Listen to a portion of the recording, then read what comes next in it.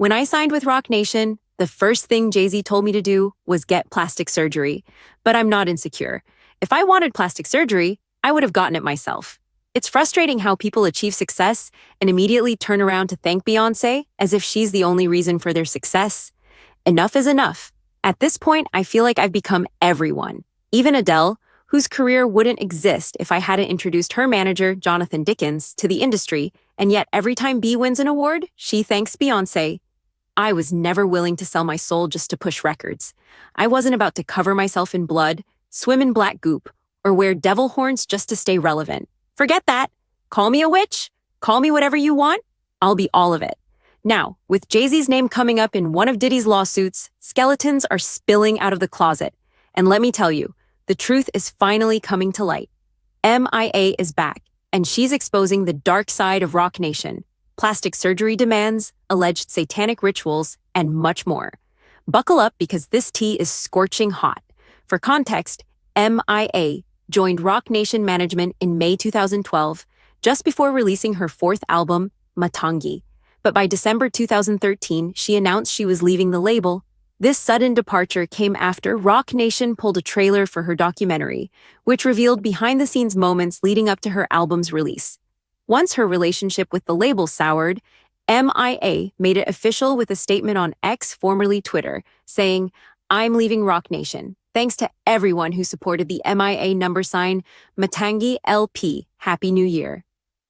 Beyond the documentary controversy, M.I.A. also cited creative differences as a reason for leaving, particularly over the repeated delays of M.I.A.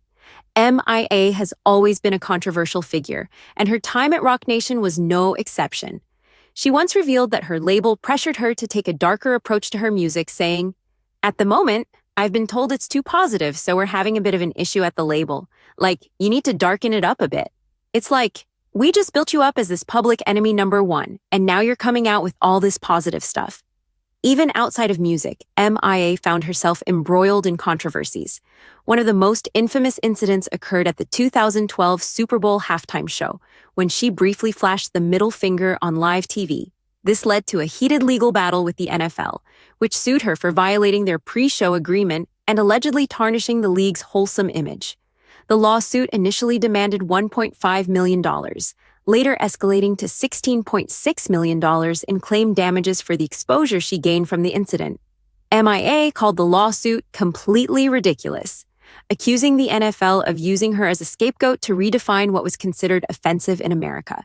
She criticized the hypocrisy of the league, pointing out that during the same performance, young black cheerleaders were dancing provocatively on stage. If you find the larger picture, where it zooms out, there is a row of about 10 to 15 cheerleaders, young black females, that Madonna got from a local high school in Indianapolis. They're all under 16. If you look at them, they're wearing cheerleader outfits, hips twisted in the air, legs wide open, in this very positive position. M.I.A. questioned whether her gesture was truly more offensive than the imagery presented during the performance, saying the NFL was simply shifting goalposts on what was deemed inappropriate. But what made things worse was the lack of support from Roc Nation, specifically Jay-Z.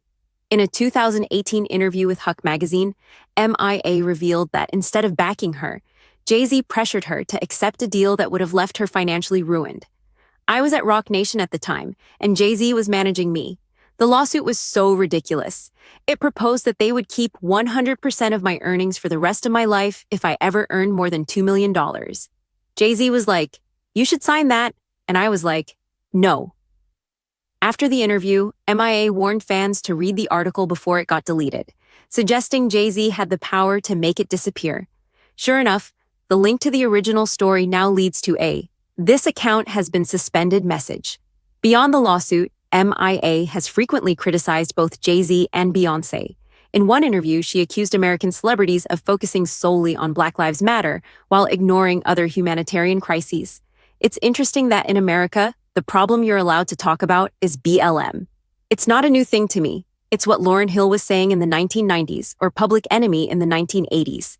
Is Beyoncé or Kendrick Lamar going to say Muslim lives matter or Syrian lives matter? Most recently, in early 2024, M.I.A. took to social media to accuse Jay-Z of working with her ex-partner to make her life miserable and keep her away from her child.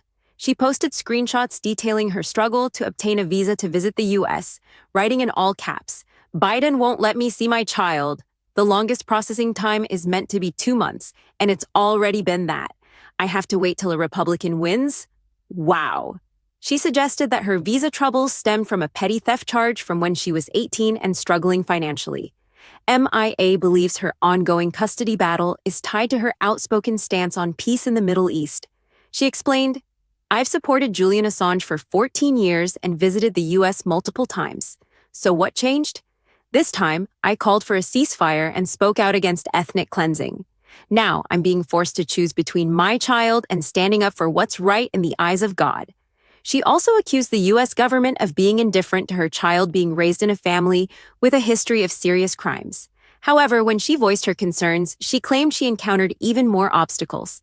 M.I.A. was referring to the NXIVM cult, in which two of her ex-partner's cousins were leaders.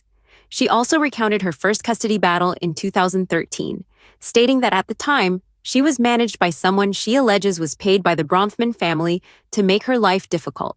She suggested this was why her Matangi album was buried that same year, saying, "I sacrificed my career for my child.